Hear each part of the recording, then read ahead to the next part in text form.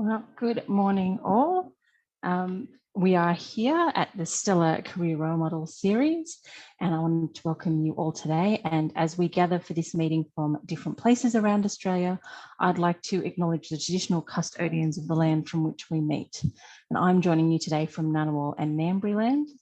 I pay respect to elders past and present, and to any Aboriginal and Torres Strait Islander people who join us online today. As we share and discuss our own knowledge and practices, we acknowledge the deep knowledge forever embedded in custodianship of country. And so today we have two speakers with us, Associate Professor Charles Warren and Dr. Hannah Robinson, who are going to talk plants and crops and their STEM journey to get to where they are now. So as you'll be aware, the session is being recorded, so you need to allow that, but we won't be able to see your cameras, but just so that you're aware it is being recorded, and it will be posted on our YouTube channel in a few days. You should also have received worksheets that we've prepared to go along with this session, and if you haven't, please contact us at STELR and we can send that through to you. Now, if at any time during the webinar you need to ask a question, there is a Q&A button on the bottom of the screen, and you can list your questions there. We will either answer it during the talks if it's kind of coming up in the middle, or we'll definitely get to as many as we can at the end in the Q&A session.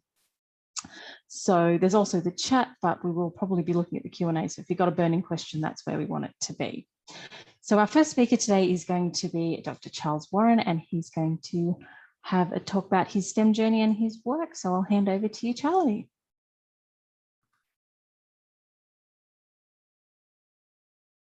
Thank you, Camille. Okay, I'll share the screen and I'll chat a bit about my STEM journey. Okay, people can hear me okay? Sure can, Charlie, it's all clear. Brilliant, thank you very much. So I'm an associate professor at University of Sydney. And so I'm only going to talk briefly. I hope we can talk a bit more in the chat afterwards.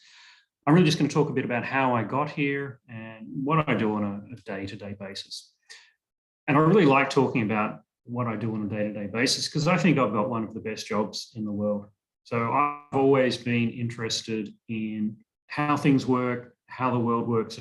And that's really what I get to investigate on a day-to-day basis. I really get to indulge my passion. I get to work in a laboratory, I get to teach students, and I really get to pull apart things, see how they work. And that's really what is my passion. And a university is a great place to be doing that because it really lets me indulge my passion for research. Okay, so how did I end up at University of Sydney as an associate professor? Well, my journey to University of Sydney, of course, started some time ago. As a kid, I was always really interested in pulling apart things, seeing how they worked. And if you spoke to my parents, they would tell you that I was forever pulling apart all of my toys in an effort to discover how they worked. Now, invariably, I couldn't reassemble the toys, which led to my parents forever complaining about me pulling things apart and breaking them in their eyes. These days, I get to, of course, do that with plants and ecosystems and see how they work. So when I was at school, I was really interested in science, and I went to university and I thought, what do I want to do at university? When I was a kid, I had a love of fishing and scuba diving. So I thought when I went to university, I would study marine biology. Okay, so turns out when I was at university studying marine biology, I also studied a lot of plant biology and animal biology. And I discovered I really, really loved plants. And so I went to university thinking I was going to be a marine biologist, but I came out of university effectively being a botanist or a plant scientist. And so my journey actually began in Tasmania. So I'm a Tasmanian, so if you want to tell some jokes about Tasmanians, feel free. I've probably heard them all before. I've got broad shoulders. So I studied University of Tasmania, as I said. I was studying marine biology, but then I swapped and studied botany. So that was a 4-year degree, and as the final year of that, I did a research project. So you do an honours year, you do a research project, and you get to immerse yourself in what it's like to do research. And so I really, really loved that. It was a huge amount of work, but I got to do this research project, which I absolutely loved. And after that, I thought, I really want to do this as a career. You know, I just got the taste of science. I'd been doing this research project, this honours project for a year. I loved it. And so then the next step to get a career in science really was to do a PhD. Now, you can think of a PhD a bit like an apprenticeship in science. And so PhD is you work on a topic for somewhere between 3 and 4 years typically, and you come out of that with a doctorate. And from that, you can use that qualification essentially as a stepping stone into research positions and university teaching positions. So I studied for a PhD in Western Australia, working in agroforestry, so basically trees in an agricultural landscape. That was a lot of fun. I really, really loved that. It lasted for about 4 years. Once again, a huge amount of work, but an absolute, probably the best years of my life, being able to devote so much of your life to doing something you loved. Now, one of the great things about doing a PhD is it's really like a passport. Once you've got that PhD, it's like your apprenticeship in science, and then you can use that to get jobs elsewhere. And it's a qualification that's recognised everywhere. And so I know of the cohort of people who studied with me in Western Australia, they've all now gone and got jobs all around the world. So straight out of my PhD, I went and worked in Canada for 2 years. So I got to work in some amazing forests on the west coast of Canada. Now, of course, as an Australian, I did get a bit homesick and wanted to come home.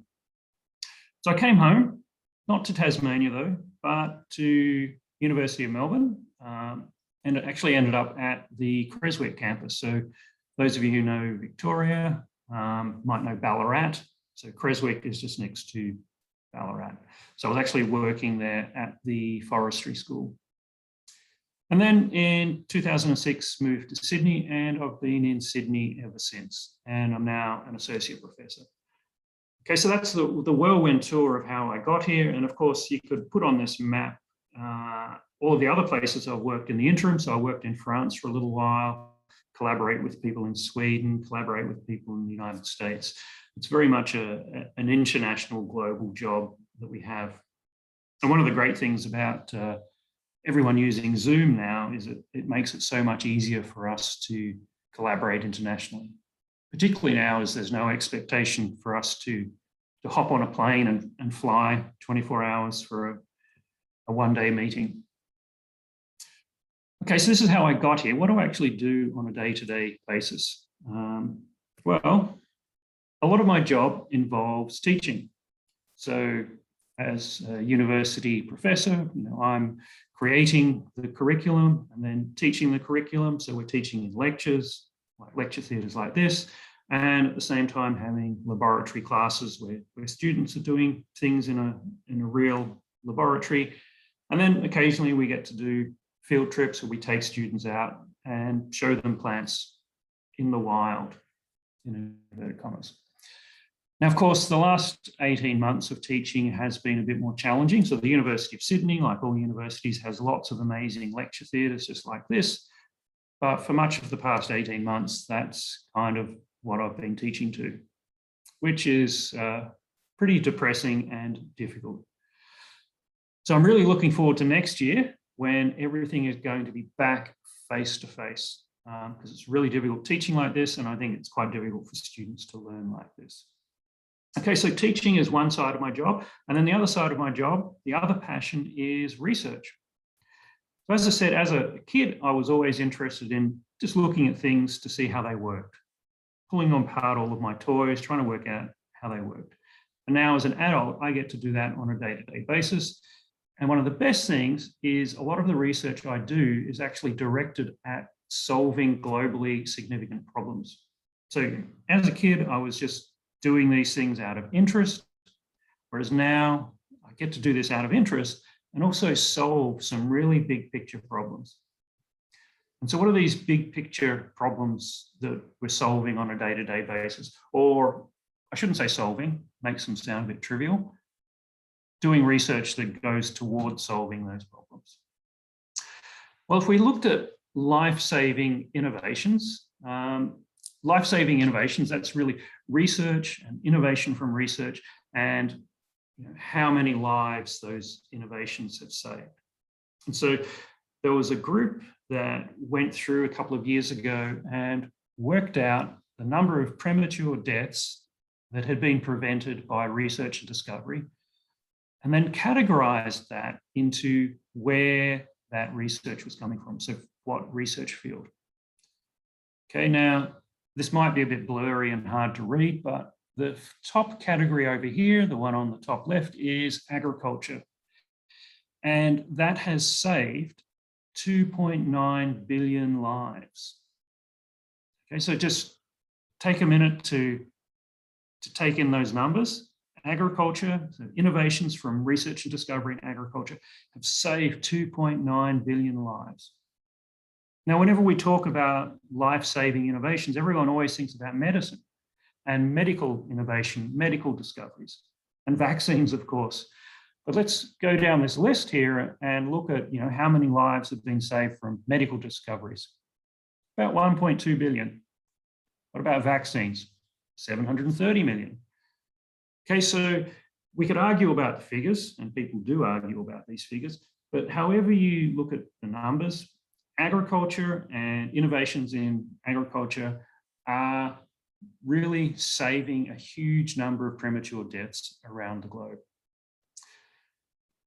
And so much of my research is really related to this agricultural research and discovery, and ultimately, how we can feed and clothe and house the world, while at the same time having as small a footprint on Earth as possible. So one of the big things that my research investigates is nutrition of plants, so how plants get their nutrients, and that really relates to fertilizers and how fertilizers are used in agriculture. Okay, and it's worth then thinking about, well, is fertilizer actually a really big issue? And it turns out fertilizer and synthetic fertilizer is one of the single biggest innovations. So we can drill down further in these innovations and look at the specific innovations and the number of lives they've saved. Now, I'm not going to go through this figure in any detail. I just draw your attention to the biggest square here. That is synthetic fertilizer. So that is nitrogen fertilizer. So nitrogen is a nutrient that commonly limits plant growth. And 2.7 billion lives have been saved through this development of synthetic nitrogen fertilizer. And so that has, on its own, saved a huge number of lives. So let's think a bit about this nitrogen fertilizer and then what we can do about it to perhaps save more lives or have a smaller footprint while using synthetic fertilizer. And that's kind of where a lot of my research is coming in. All right, so first up, why do we need this synthetic fertilizer? Hopefully people recognize this. This is a plant. Now, ordinarily in a undisturbed, unmanaged ecosystem, what happens is this plant will eventually die and the plant material goes into the soil. When the plant material enters the soil, the nitrogen in that plant will initially be in things like proteins and amino acids, and then it is broken down by microbes into ammonium, that's NH4, which the plants can take up, and nitrate, which is NO3, that the plants can take up. And so this cycle here in a natural ecosystem, it's essentially closed or circular. So all of the nitrogen that's within the plant here, when the plant dies, that's broken down from proteins and amino acids into these small compounds over here, the ammonium and nitrate that the plants can take up. So this is a completely closed or circular system. Now, when we want to feed the globe, of course, what happens is we take away some of that plant material. And whether we're taking away that plant material to directly eat or to feed to animals, or the animals are eating it, either way, the plant material is taken away, taken off site. So, you've got wheat grown all around Australia that ultimately ends up, 95% of that in the Woolworths and Coles supermarkets that you buy. And then it's basically exported from the fields. And so all of the nutrients within the plant a lot of them are taken away because there's this loss of nutrients from an ecosystem. The fertilizer has to be added back. And that's why fertilizer and nitrogen fertilizer is essentially feeding a huge proportion of the world and ultimately being a huge life-saving innovation. And we can look at this in a little bit more detail when we plot out the world population. So x-axis here is the world population, x-axis is time, y-axis is the world population. So this top line here is the total world population. And you can work out from this that roughly almost 3 billion people on Earth are actually fed by synthetic nitrogen fertilizers. So that's where that idea comes from, that fertilizers are one of the biggest life-saving innovations. So if we were to stop production of synthetic nitrogen fertilizers overnight, we couldn't feed everyone on Earth. There would be mass starvation if we instantly eliminated nitrogen fertilizers. But clearly they're really important for feeding the globe. We just have to work out how to do it a bit better. And this really comes down to the fundamental issue that fertilizer is not without its problems. So you can have fertilizer running off, causing problems like eutrophication here in the Murray-Darling. And then the other problem, of course, is fertilizer costs a huge amount of money. And so a lot of my research is really directed towards understanding how plants take up nutrients and how we can better tailor fertilizer to the plant so that we're not having problems like the eutrophication or spending too much money. And I'm just going to give you one specific example to leave you with here.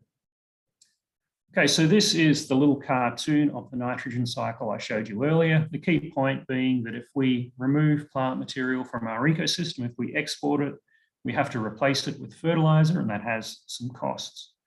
What we've discovered now through research from my own lab is this idea that plants only take up ammonium and nitrate is not quite correct. Plants can also take up some of these proteins and amino acids. So we've discovered essentially that plants are not fussy feeders. So the textbook view has always been that plants are like the world's fussiest child. They can only take up the lollies down here, the ammonium and the nitrate. But we've discovered that plants actually have a much broader palette and can take up many other forms of nitrogen. And so where is this going in terms of research? How is this going to solve some problems? Well, we can now better diagnose how much nitrogen is actually available to the plants, because we know plants are not as fussy as we used to think. We can now also potentially supply fertilizer as proteins and amino acids rather than as something that's derived from fossil fuel, which is how most fertilizer is derived. And then the final thing is we now also have another way we can potentially improve our plants. So there's a lot of efforts, and I think Hannah will talk to this in a minute, to improve how plants take up nutrients, how fast plants grow. And one of the things we can potentially do now is improve how plants can take up these proteins and amino acids. And so from this one discovery that plants can take up proteins and amino acids, there are going to be multiple real world outcomes. And that's where I'd like to leave it here. And I think we're going to have some questions and answers later. Yes, we'll have a little Q&A time in a little bit. But that was really, I mean, it blew my mind to say agriculture is actually responsible for such a great majority of saving lives and keeping people alive. So yeah, there's my stat for the day. There's social chat. So we're going to pass across to Hannah now, who's going to talk to us a bit about her journey and her work, and then we'll have some questions. Thanks, Hannah. Thank you. So I'll just share my screen, everyone. Good second.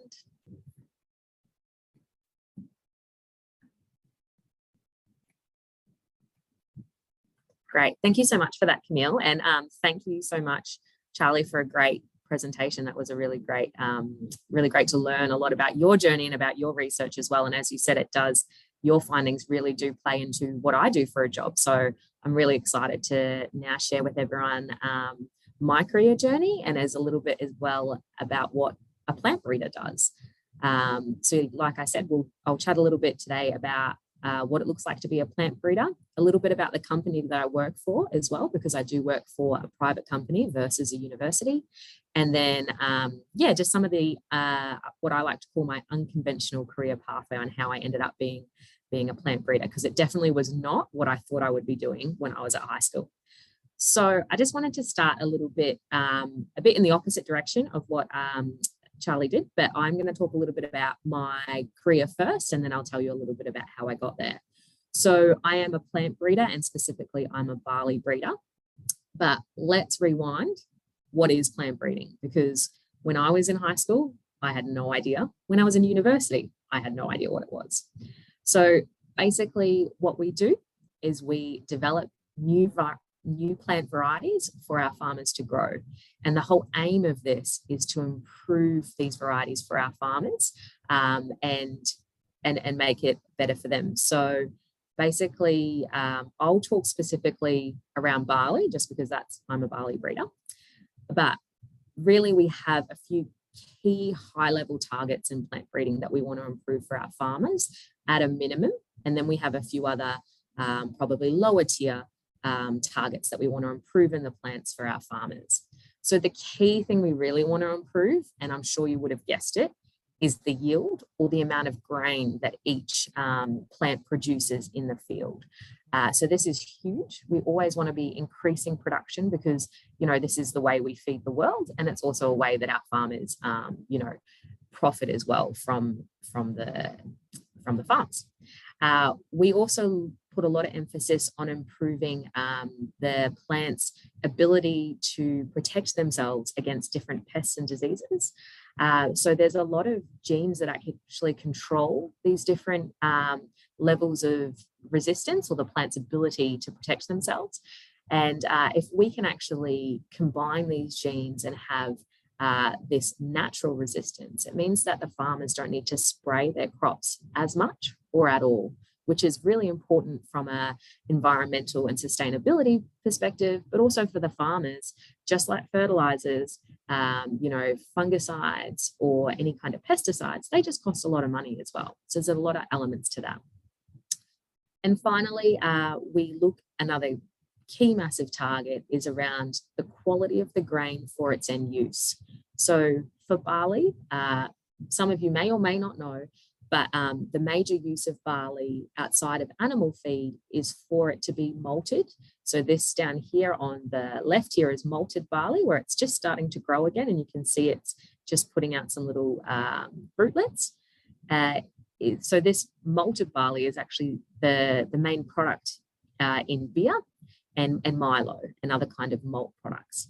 So as a barley breeder, it's a really high target for us to ensure that the quality of that malt is as good as possible for the maltsters and the brewers, so that they can get the most out of the barley for their products. And that's important for farmers, because they get paid more money as well if they do actually reach a certain malt level in the grain.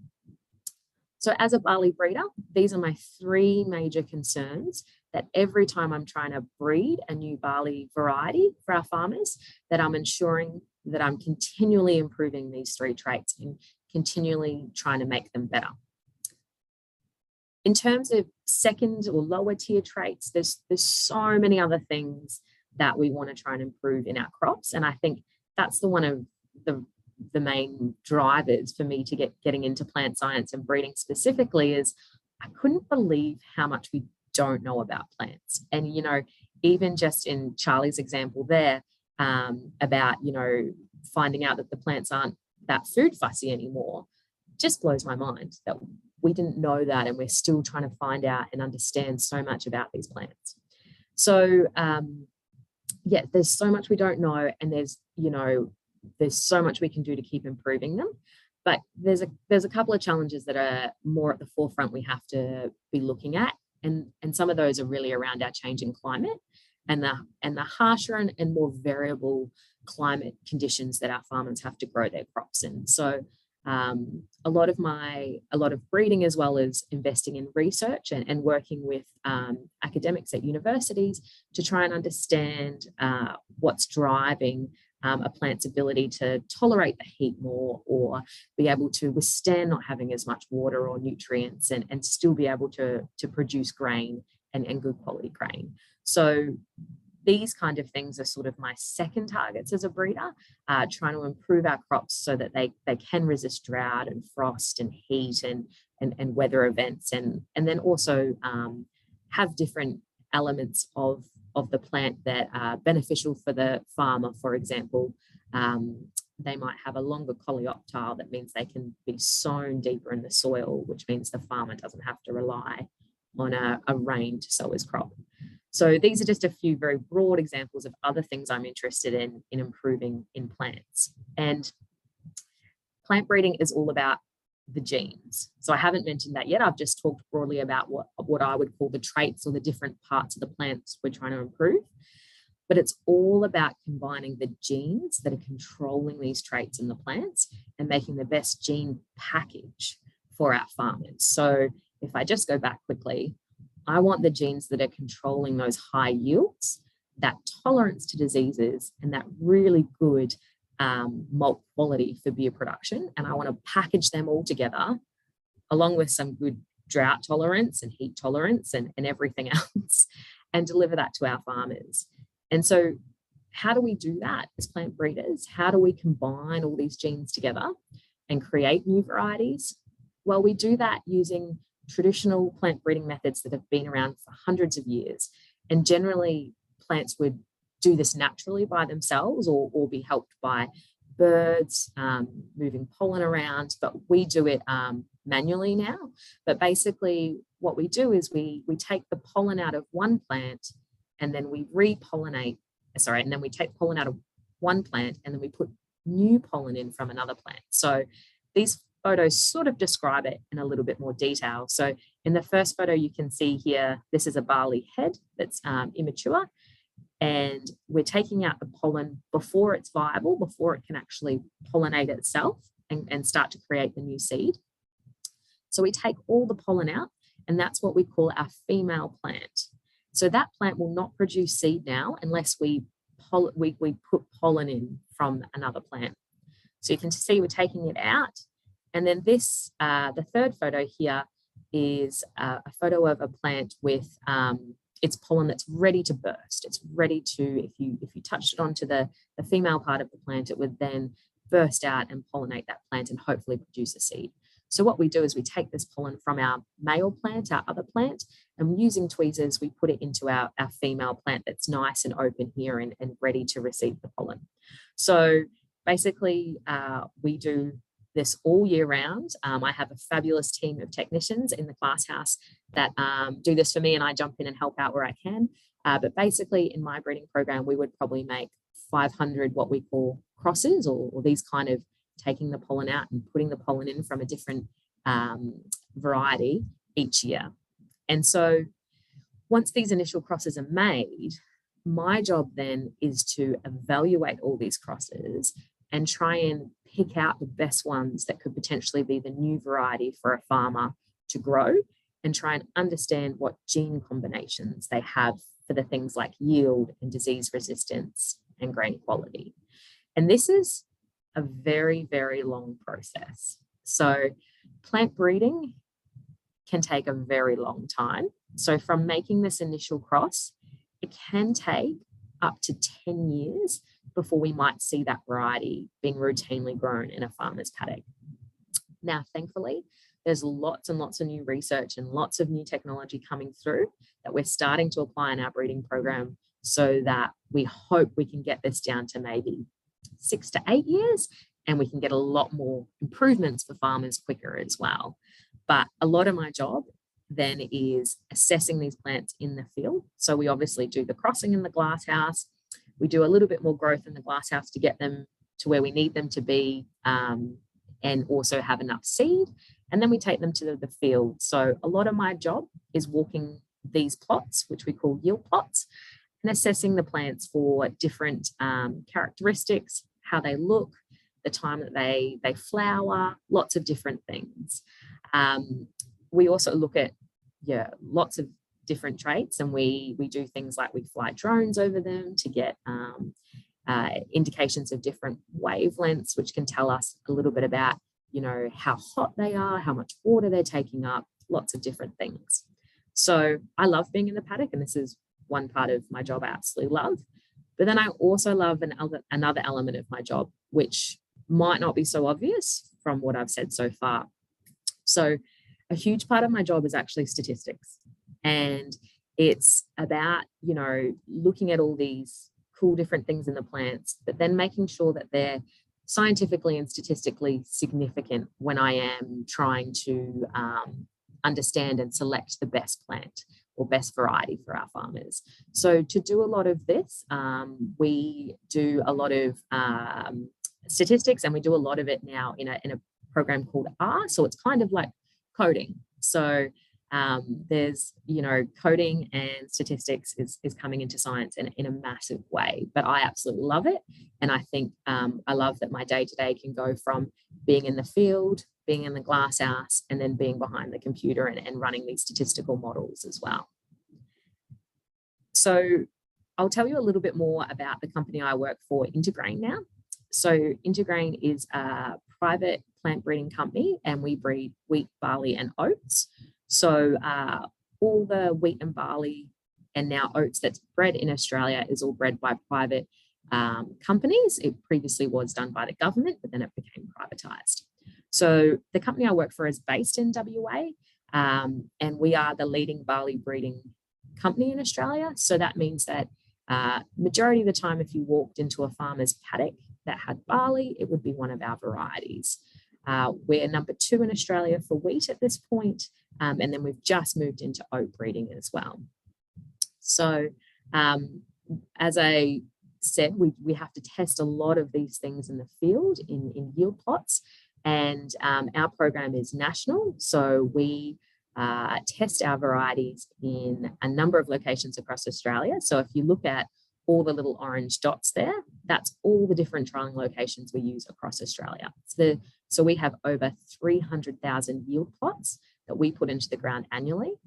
Personally, in my program, I manage about 45,000. And in a normal non-COVID year, I would be traveling between WA, South Australia, New South Wales, Vic, Queensland, multiple times between August and November to look at all my field trials, check on them, and see how they're going. So this is basically a little bit of what a field site looks like. This is a drone image, and you can see just how large these field sites can be. So you could be spending a couple of days at these sites measuring and looking at different things. Another thing about plant breeding, and I think Charles alluded to it a little bit before, is it's really important that we engage with researchers, so researchers at universities, because we can't do it all. We need them to do the research that we can then implement into our breeding programs. So, and that's a huge passion of mine, being able to take the research and apply it practically into industry and get outcomes for farmers. So here's just a few examples of the different universities and companies that we have projects with across both Australia and the world as well. Because we do release the varieties to farmers as a product, we have a marketing team in our company, and I think one of the cool things about our company is that we have made these little cartoon characters for each variety we release. So you can see here there's a wheat variety now called Rockstar, and we've got a little cool Rockstar cartoon. I think it's a really cool way to, make the industry a bit more fun, and farmers really like it, and they recognize, oh, there's a cool cartoon character, it must be an intergrain variety. So that's a little bit about plant breeding and the company I work for, just to give you a context of you know, what private plant breeding is like. But I suppose the question now is, who am I and how did I end up in being a plant breeder? Because I didn't grow up on a farm. I grew up in Brisbane City. I don't really have any connections to farming or agriculture. And so I think it's really interesting that I've ended up in this career and absolutely love it. So when I was in high school in grade 11 and 12, I had my heart set on being a lawyer, 100% going to be a lawyer. I loved legal studies. I just loved everything about it. So when I was picking all my subjects, that was the most important thing to me. When I was picking subjects in senior high school, I didn't pick any science subjects. Wanted to do chemistry, but it clashed with home ec. And, you know, cooking and sewing just seemed so much more important back then. But yeah, I did absolutely no science in senior high school. I did maths, like higher level maths, and that was about it.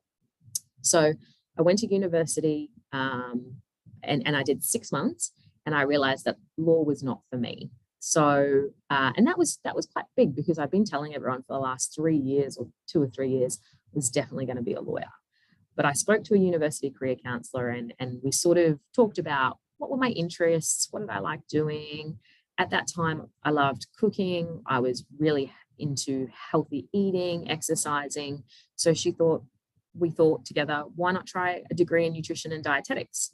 And so that's where I went next. Little did I know at the time, the first few years of that degree is pure science. And I hadn't done any since grade 10. So I was a little bit nervous, but I thought I'll give it a go. If I, you know, what's the worst that can happen? I just changed my degree again. So I started in nutrition and dietetics 6 months after getting into uni, and I absolutely loved it. Loved the science. It was tough, yeah, but I got through it, you know, and yeah, it was really good. But as I continued down that path for a year or so, you know, I changed my mind again, and my parents are going, oh gosh, she's never going to finish uni. She's just changing degrees constantly. And at this point, I think I decided I wanted to be a medical doctor. I was like, yep, I'm going to be a medical doctor. So what I'll do is I'll change my degree to biomedical science. Thankfully, a lot credited over because of the two kind of science degrees. And I'll sit the GAMSAT and I'll go to medicine, go to medical school. So I sat the GAMSAT first year round, on track to going into medicine. I had another 6 months, was going to sit the GAMSAT again and go the following year. Then one of my lecturers, who was, I think it was a biology subject, or I can't even remember, he told us about this opportunity over the university summer break. And it was a paid internship with CSIRO in plant science. And I was like, oh, plant science? I'm not really into plants. But, and it was, but the key thing he made out was it's all the same techniques, about everything you've been doing in the medical lab. The same techniques were being used, but on plants. Anyway, it was in Canberra, the opportunity I got, and I thought, oh, well, 2.5 months in Canberra, why not? Let's have an experience. So I went down there, and that was a game changer for me. I just fell in love with research, and it was just the diversity of being in the glasshouse, working with the plants, being in the lab, working on the bench, doing lots of different experiments in the lab, and then combining all that information, doing the statistics, reading the research, writing up papers and presentations. I just loved it, and I completely changed my career path in that the following year I went back down to Canberra and did an honours degree with them, a pure research honours degree in wheat. Following that, they did offer me a PhD. So like Charles, I was sort of going down that academic route that I thought I wanted to do a PhD, but I'd seen other people in my lab, and I'd seen it was quite challenging, and I missed Brisbane. So cold in Canberra, and I decided to go back to Brisbane for 6 months and just have a good think about it. And following that 6 months, I did decide to do a PhD, and I did it at the University of Queensland. So decided to stay in the warm. But I did my PhD still in plant science, but I'd sort of sidestepped a bit from what I was doing in wheat and moved into genetics and understanding the genetic control of different components of the plant that contribute to improving drought tolerance of our plants. And specifically, I looked at roots and understanding the genetics behind roots in barley.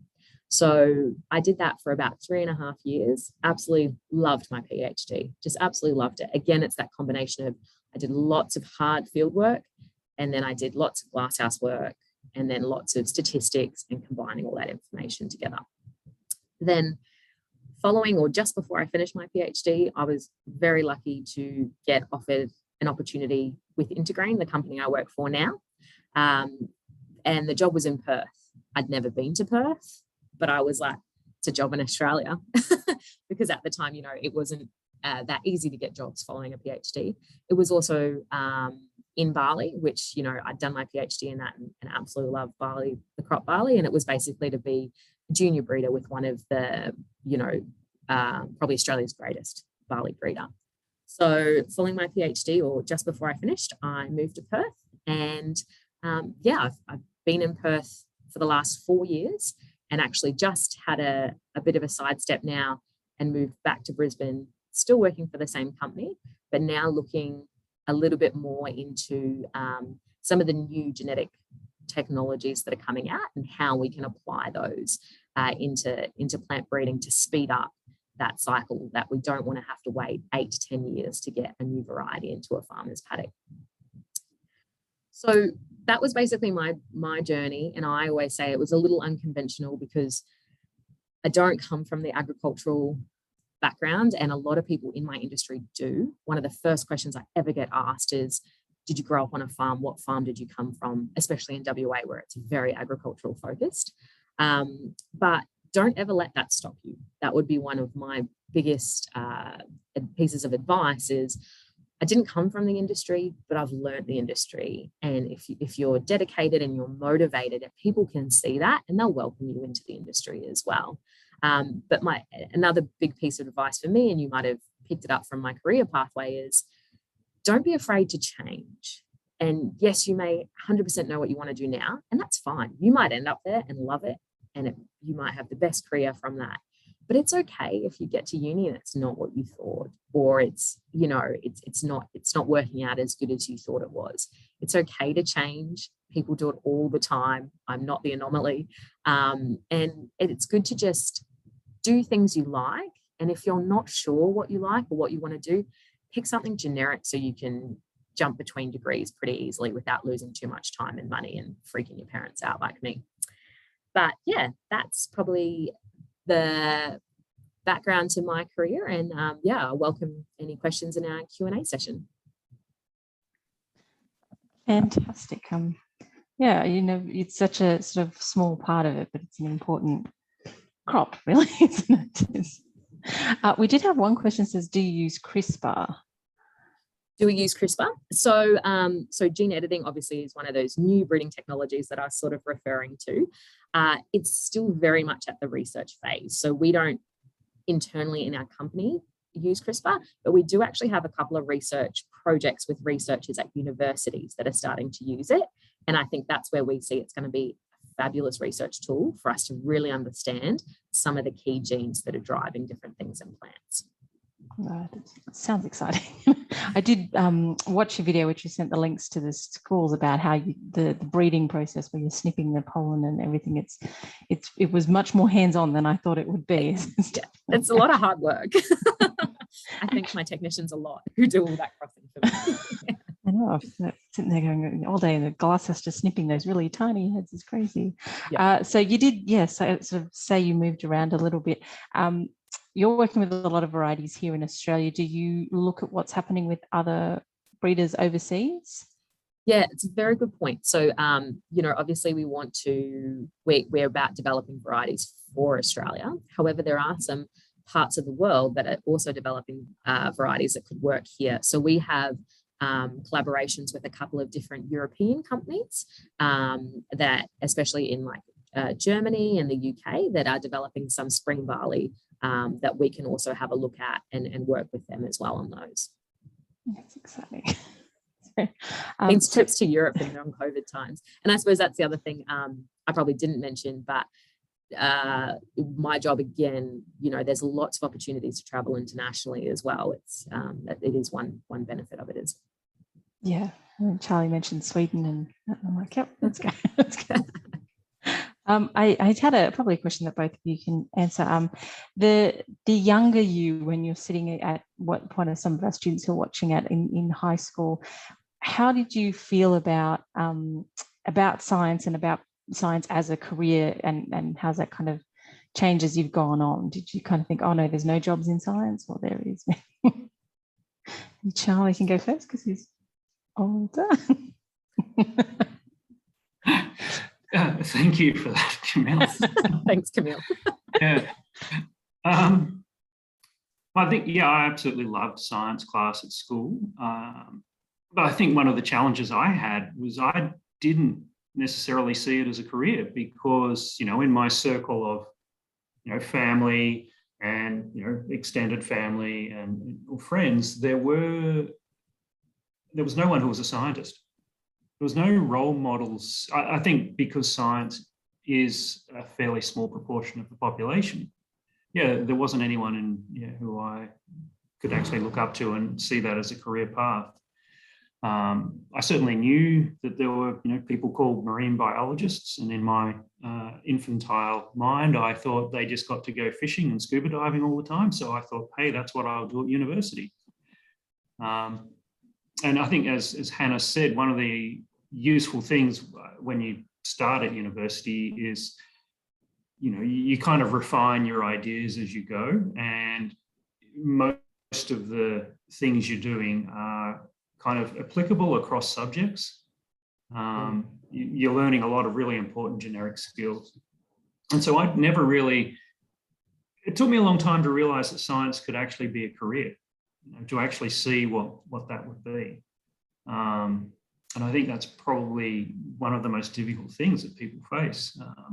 And also for me, I'm like the first generation in my family to go to university. You know, so I didn't have, you know, brothers, sisters, parents, you know, uncles and aunts who had gone to university. So in that sense, it was also, you know, kind of a bit unknown to me, as it will be, I guess, for a lot of the high school audience here as well. But, you know, things work out. If you're good and you're passionate about what you do, you can make a career out of it.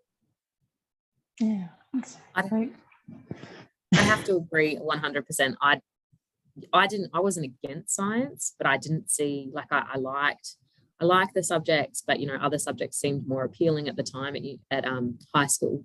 And also, yeah, I didn't know, you know, I had that terrible stereotype in my mind that you're just working in a lab somewhere on such a concept that's not having any practical impact.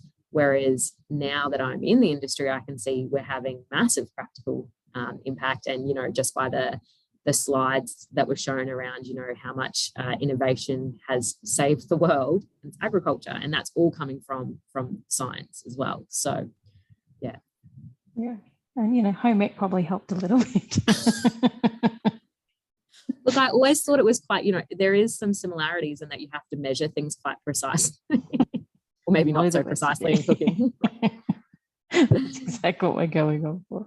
So I had a question and it's just gone away from me, but it was along the lines of what is it that you would like to see your research kind of becoming in the future? So these guys who are watching, what would you hope they'd be working on, the kind of pipe dream thing you'd love to be the blue sky? It's the hardest question ever.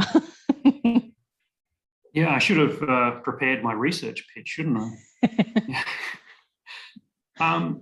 So we have quite a few projects that we're starting at the moment. Probably the most interesting thing I'm doing is I'm actually getting back to my marine biology roots. So I've started talking to the marine biologists who are in another building, and we're starting to work on seagrass restoration. So, you know, seagrass, it's actually a higher plant. It's a real plant. lives in the water, really important for habitat for fish. Huge loss of seagrass habitat across the world, and we're trying to work out why and how we can improve it and how we can restore it. And so we're actually using a lot of the techniques that people who work on terrestrial plants have developed and applying them to marine systems. And I think that's probably what really keeps me interested in science, is that I'm forever learning and doing new things.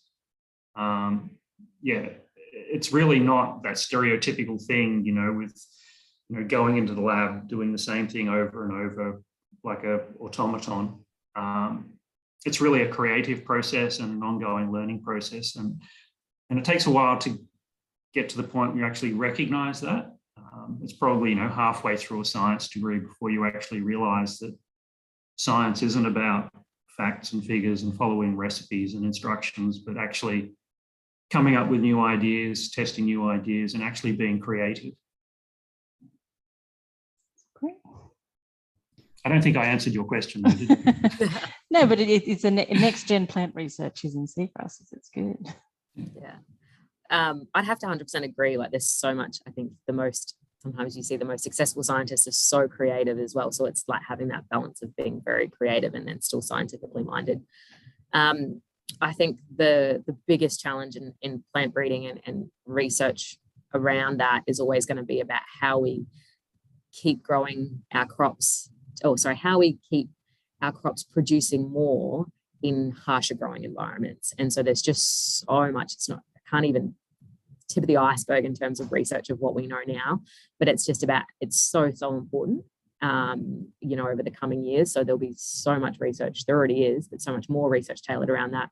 We just know so little at the moment. So it's only going to build and build over the next, 20, however many years. Yeah.